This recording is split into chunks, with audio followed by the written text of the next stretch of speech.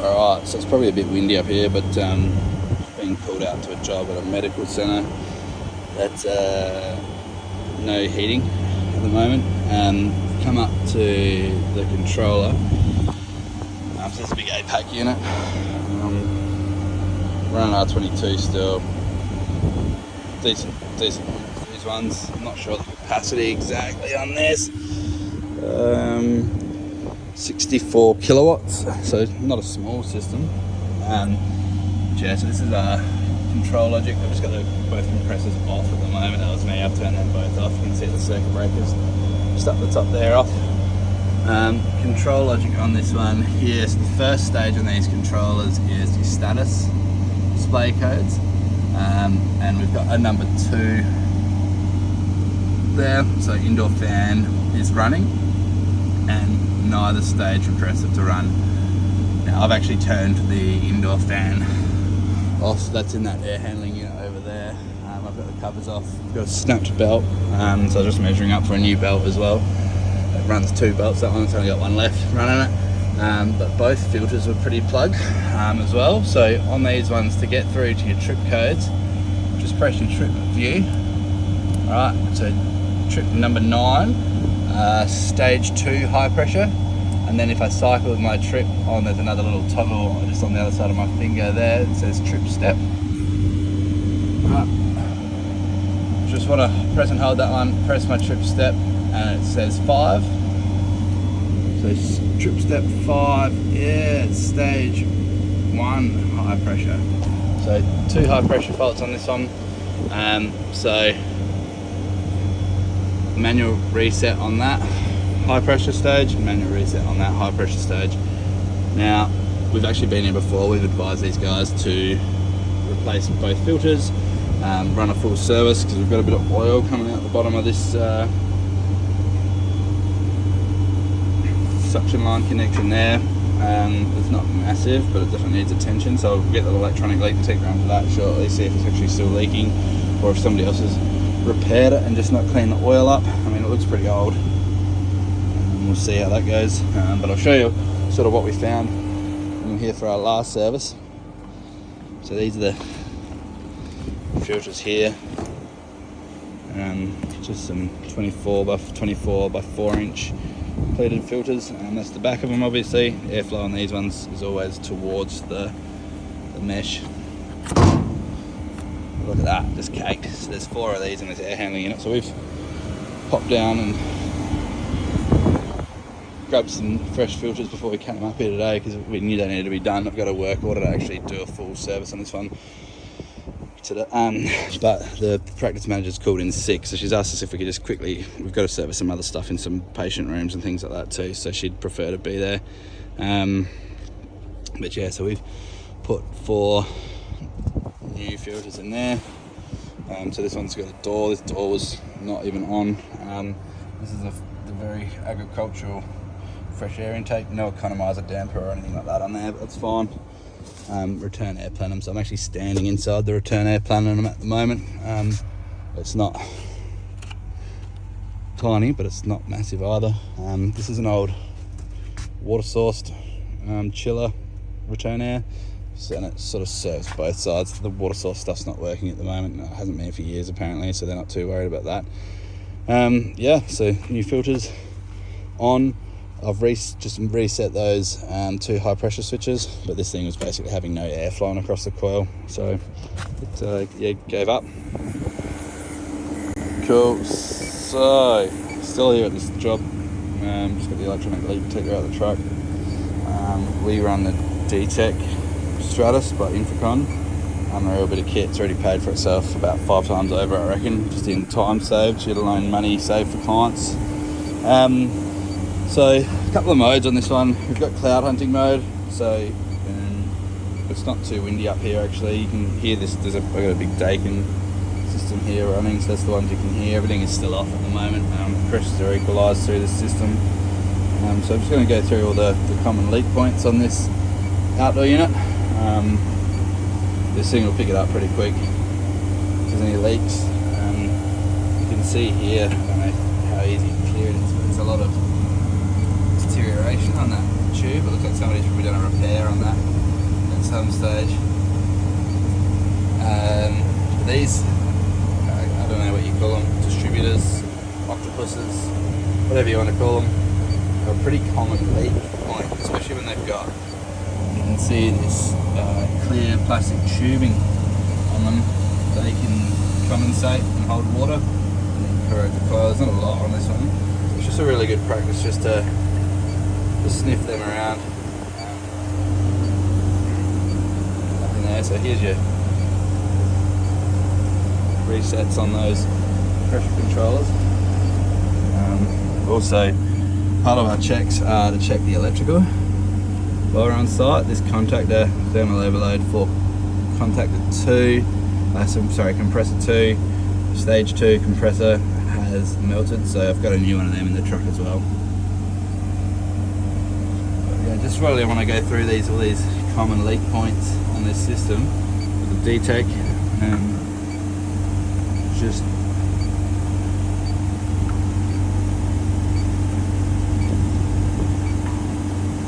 nothing too bad. We'll also check the crankcase heaters are working while we're here on this service, and we'll be coming back with a new belt during the week as well. And at the moment it's running on one belt, which I don't like because it's very deteriorated. The other one's already snapped off. I'll show you that in a second. We'll head over there. So, another thing that we like to do when we swap out our filters is actually date the filters themselves. Just take a photo of what size they are as well. That'll go on our job cards anyway, so we can come back. But 2017 was probably the last time these filters were replaced. Just kind of gross. Yeah, just wonder how much wasted money they've spent on trying to heat and cool this place in those years with those blocked filters. So just a little tip there. And just take photos with timestamps on this sort of stuff too when you're doing it, so you can prove that you've actually done the work you've quoted for, and then you also then have good records of what you need to bring for your next service. Alright, so in this 2-stage equipment, 2 sets of pipe work. This air handling unit, 2 TXVs. And they've split the coils. It looks like it's actually just one coil. Probably with just different loops. I don't see any split in the middle or in the sides there, so one coil with just multiple passes. So this is the drive system here. So belt, which unfortunately hasn't come in time for us to replace it. It's probably my fault. I forgot to actually get the correct measurement, so I've got the right belts but just not the right measurement. So there's that one there. I sent my supplier that. I said, we don't know what that means. So yeah, 1360 is actually the belt measurement. I did this initial call in a bit of a hurry, I think. So that's money out of my account, unfortunately. But here's the second belt. When we got here, it was just completely torn to shreds. So yeah, it's been running on one belt for a while. We'll be back as soon as we can to swap another belt into it. But in here, we've got the D-Tech again. I'm not sure if you can hear it. But yeah, you can set it to beep a little bit quieter, on mute. If you're in a noisy plant room, you can actually plug some headphones into it too. So it's a pretty good bit of gear.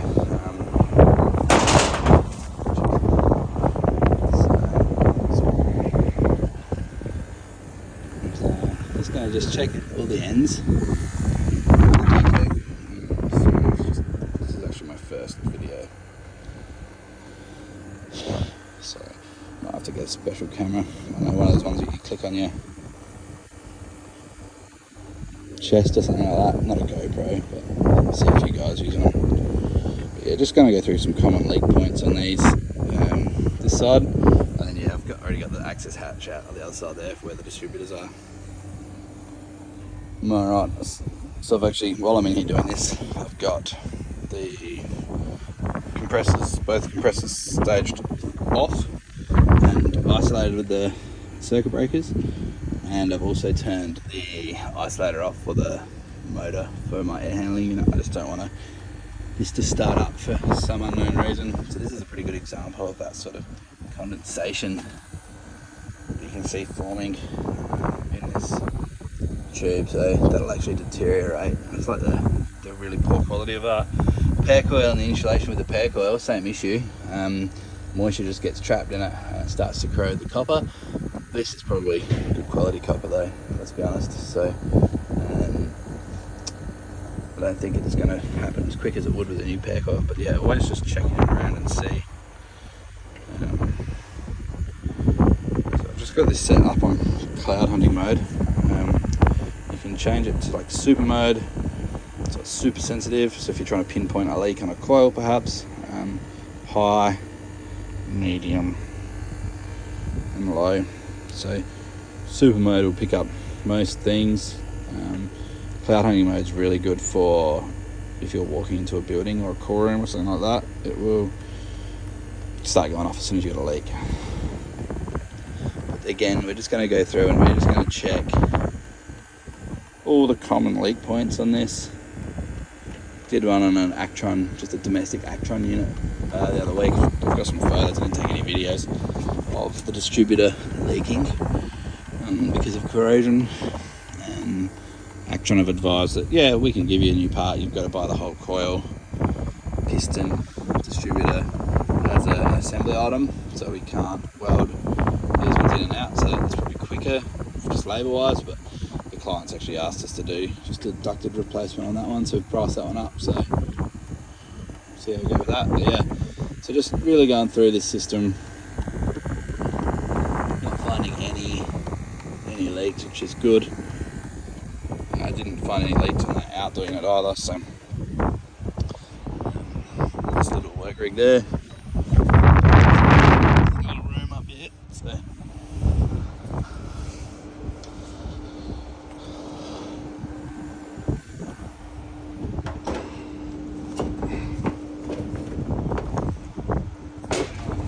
you contact there and use thermal overload to replace stage 2's compressor contactor. Isolated power at the big isolator on the side of the unit here. Yeah, I'm really going to get a different camera. Just want to confirm all of our phases are off. Alright. We also want to check to earth too, so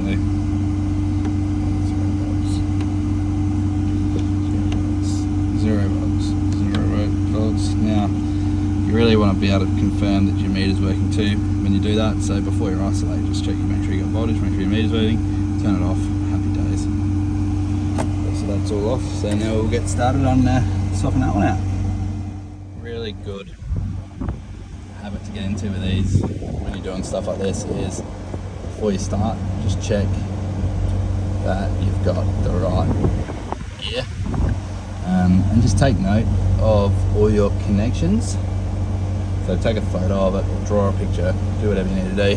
Just want to make sure there's nothing worse than replacing a contactor, turning it on, and then things not working the way they should. So if they've accidentally been supplied. Let's see on this one here, so this thermal overload here, normally open, is terminal 97, 98, right? 95, 96 is your normally closed, and this unit here, yeah, the numbers are fine, so 95, 96 normally closed, 95, 96 normally closed, they've transposed it on the bottom. So if you were to go through and just swap out like for like because you've taken a photo but you didn't take any notice on those contacts, your system won't run because they're safety lockouts. So just a trap for young players on that one. So yeah, just double check your work, guys. Alright, also, now that we've got a bit of clarity on this video here, we can actually see the coil voltage written on these ones. 24 volt coil, 50 hertz, 24 volt, 50 hertz on this coil. So just want to make sure that you, if you're replacing contactors, relays, anything like that, you actually know what your coil voltage is as well as your power voltage and ratings. Because obviously if we put a 240 volt contactor in there without checking that out, it won't work.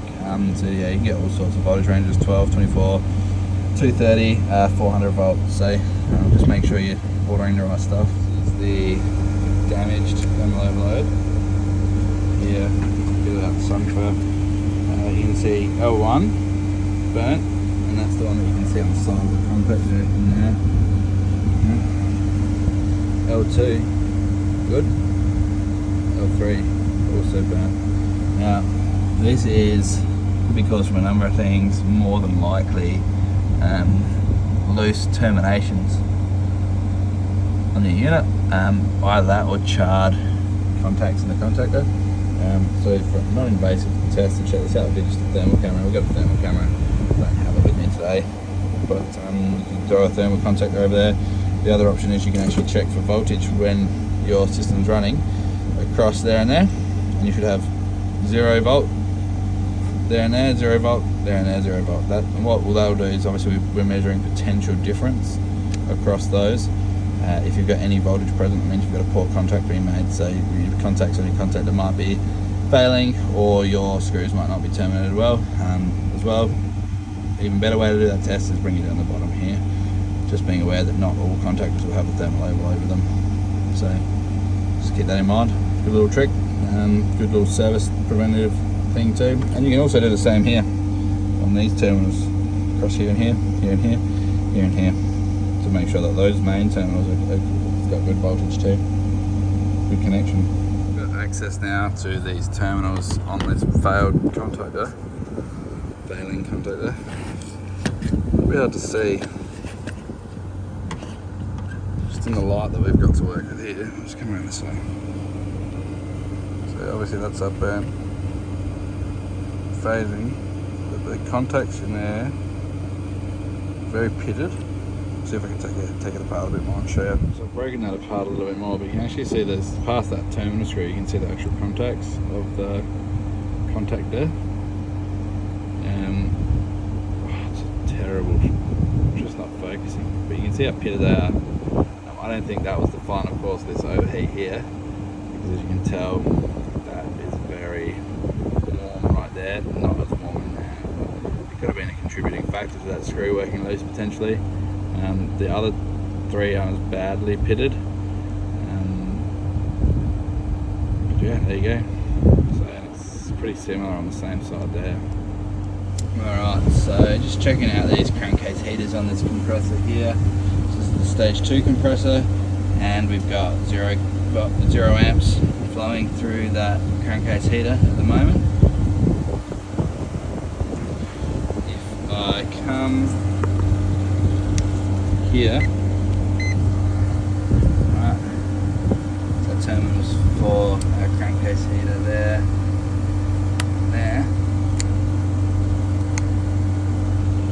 240 volts going to it. So crankcase heater, so it's important that these crankcase heaters are operational even in mild climates. It just stops liquid refrigerant migrating back to this compressor in the off cycle. These don't like starting liquid in them, and no compressor likes running with liquid. They especially don't like starting with liquid. So I'll just check to see stage 2s, see what we got here. This one here is pretty easy. CC, so crankcase heater 1 is terminal, normally closed terminal of your contactor 1, and crankcase heater 2 is your normally closed on your contactor 2. On this wiring diagram here, contactor 1 is for compressor 1, contactor 2 is for compressor 2. So actually a really easy wiring diagram to read, this one, pretty basic, but basically as soon as that compressor starts up, so the terminals that we're looking at here, the one that we just tested, this one here, so it's normally closed between there and there, so that's actually our crankcase heater switch.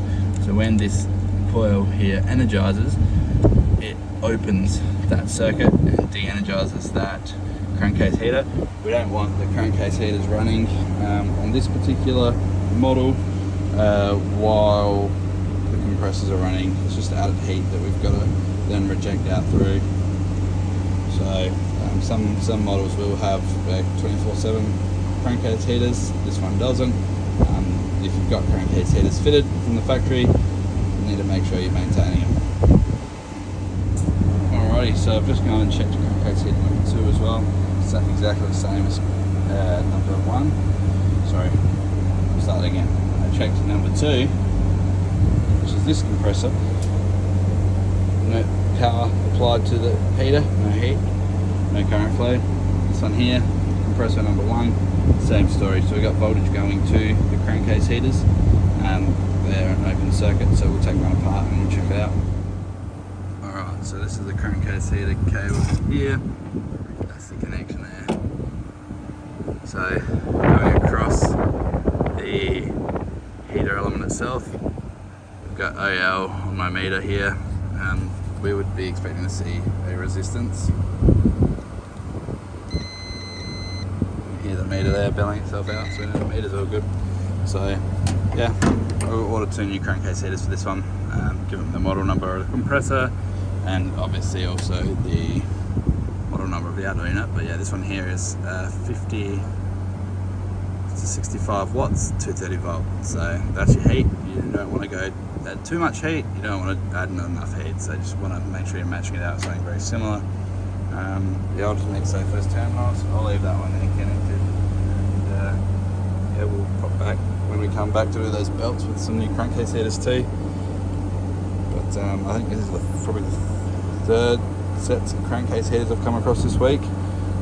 It's just such an easy thing to check. It's a good saleable item. You're helping your customer out by prolonging the life of the compressor.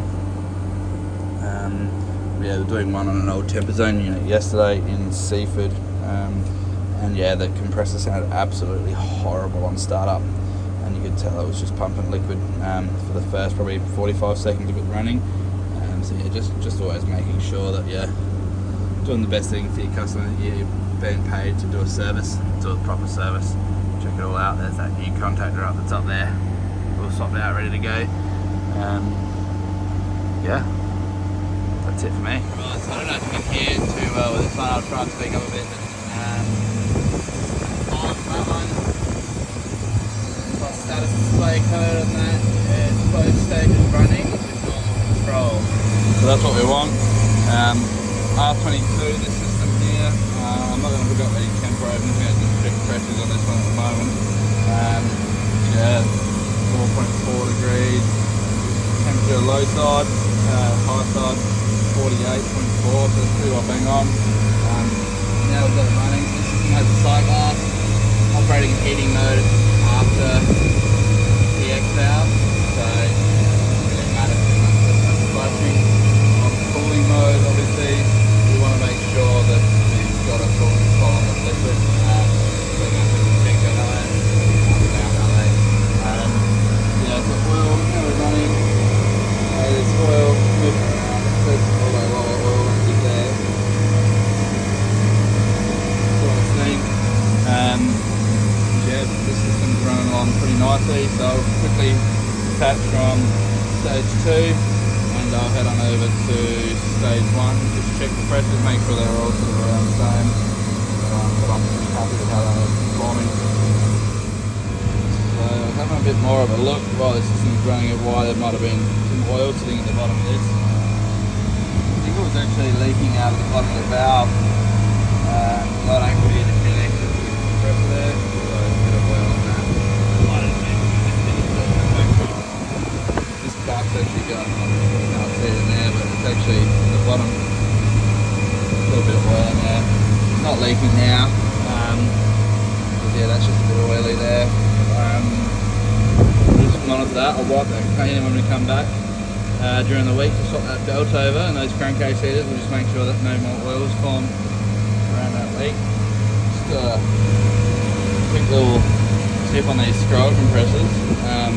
Really normal. It's like to be hot sometimes. Like, I wouldn't be able to hold my hand on that for more than a second, I don't think.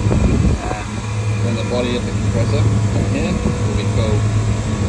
Pretty normal operation with these scrolls, so don't be alarmed if you get the top hot. If you see it hot enough that these stickers are starting to peel off or the paint's cracking, you know you've got a discharge temperature issue. Generally low gas, but yeah, normal for them to be hot. Working on stage 1's compressor now. Just taking off the cap off of that valve. There's all oil around there.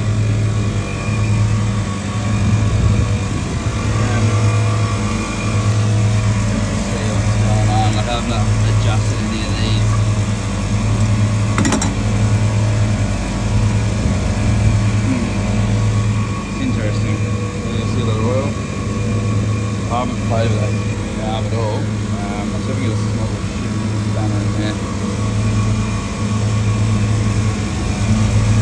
So see, the last person to work on this carb shouldn't do this. We've hit it with the electronic leak detector, so I'm confident it's not current leak.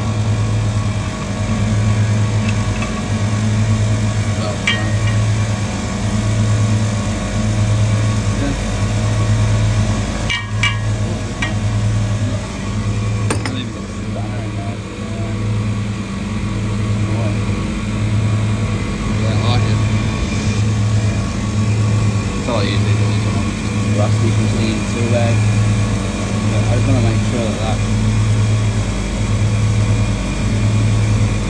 yeah, a little bit of a turn out of that. So yeah, maybe it just was never done up properly. It's just leaking a bit of oil over time. That's just a packing ring holding those O-rings. So see how we go. I've got to undo it now anyway to get access to the low side. So I'll do that. Always just loosen those pack rings off.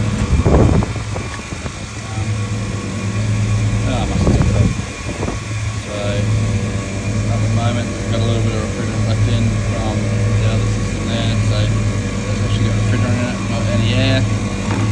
So we won't worry about zeroing them because we know it's right because we zeroed it back before.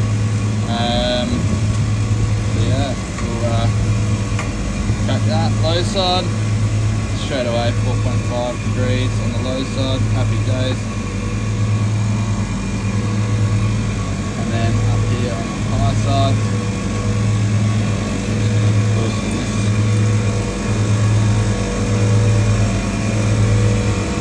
Now, front seat, that stem a bit. Yeah, 50 degrees, so pretty well. I know we're cooking with. Yeah, so obviously our low side's a little bit higher on stage 1 and our high side on stage 1's a little bit higher as well. So they might have lost a little bit of refrigerant potentially out of that stage 2 side. Probably from where that big oil leak is. It's obviously a pretty visual indicator of what's going on, but I'm pretty happy with all the sort of vital signs of that. I'll put some temp probes on this. We'll just keep checking total system superheat. Some total system subcooling before we call it a day here. Alright, so I've obviously got the older Testos, just the 557 with actual cables, temp probes, not like the new ones you can get now that are all Bluetooth. But you know, they still do the job, so I've got subcooling measurement right before the TX. My own running on heating, so again, ignore that, so I can't flashing like mad.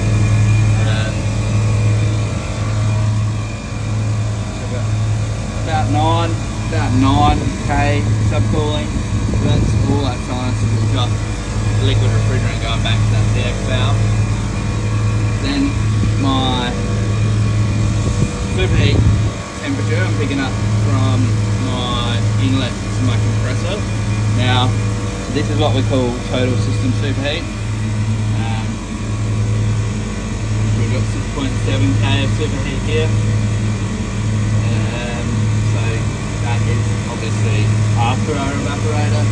Because we're so close here, like that's the outlet of our evaporator here, what I'll do is I'm going to just take this gauge off here, put it back on the outlet of the evaporator here, and we'll see what our superheat does. It'll probably stay pretty close to what it was. Yeah, it's not moving a lot, only because it's not actually that hot today. It's only probably about 18 degrees here where I am, so it's not actually picking up a lot of heat through the pipe. So yeah, what we dropped from 0.3. So yeah,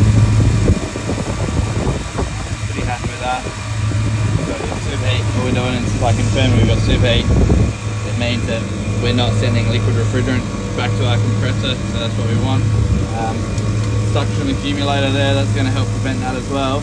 But we really want to make sure that we've got superheat, so we can confirm we don't have any liquid going back. It's still dropping a bit, but yeah, I'm pretty happy with that. Again, oil levels looking good. pack it up, and we'll write up the service report.